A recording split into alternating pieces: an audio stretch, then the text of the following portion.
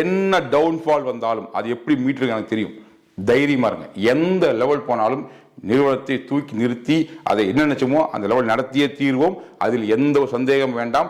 என்ன தடை வந்தாலும் அதை தாண்டி என்ன பண்றதை யோசிப்பேன் ஒழிய விட்டுட்டு போறதுக்கு என்னன்னு யோசிக்கக்கூடிய ஆள் நான் கிடையாது. அதை உங்களுக்கு பலமுறை நிரூபிச்சுக்கிறேன். இதையும் செய்து காமிப்பேன். அதில் எந்த டவுன் வந்தாலும் எப்படி மீண்டு வர்றது, அதை எப்படி மாற்றி அமைக்கிறது, யாருமே பாதிக்காத மாதிரி எப்படி சரி பண்ணி கொண்டு வர்றது, இப்படி எல்லா ஆங்கிள்லையும் நான் யோசிச்சு வச்சிருக்கேன்.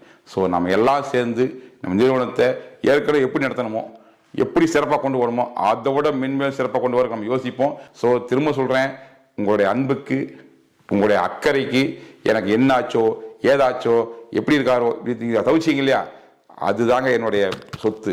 வேற எதுவுமே சொத்து கிடையாது. இன்னைக்கு என் சொந்த வீட்டுக்காரி அது எங்கள் சொந்தக்காரங்கள்லாம் எந்த அளவுக்கு தவிச்சாங்களோ அதை விட அதிகமாக ஒரு தவிப்பை உங்ககிட்ட கமெண்ட்ஸில் பார்க்குறேன். நீங்கள் அடுத்தடுத்த விஷயம்லாம் அப்டேட் பண்ணியிருக்கீங்க, அதெல்லாம் கேள்விப்பட்டேன். இதை கேட்கும்போது சத்தியமாக சொல்கிறேன், இந்த ஒரு உணர்வுக்காக, இந்த ஒரு அக்கறைக்காக, இந்த ஒரு அன்புக்காகவே என் உயிருள்ள வரை இந்த பிஸ்னஸை நிலைநிறுத்தி டெவலப் பண்ணுறதுக்கு கடைசி வரை போராடுவேன். உங்கள் சக்தியோடு, இறை சக்தியோடு, இயற்கை சக்தியோடு நம்ம என்ன நினைச்சோமோ அதை கூட்ட அச்சீவ் பண்ணுவோம். ஏனென்றால் இது மக்களின் நிறுவனம், மக்களுக்கான நிறுவனம். மக்களால் மிகச்சிறப்பாக நடத்தி காட்டி உலக சரித்திரத்தில் இந்த வியாபார சந்தையில் நாம் யாருங்கிறத நிச்சயம் போகிறோம். எத்தனை தடை வந்தாலும் சரி, யார் தடுத்தாலும் சரி, நம்முடைய வெற்றியை இந்த இடத்துல there is no compromise நிலைநிறுத்தியே தீர்வோம். உங்கள் ஒத்துழைப்போடு.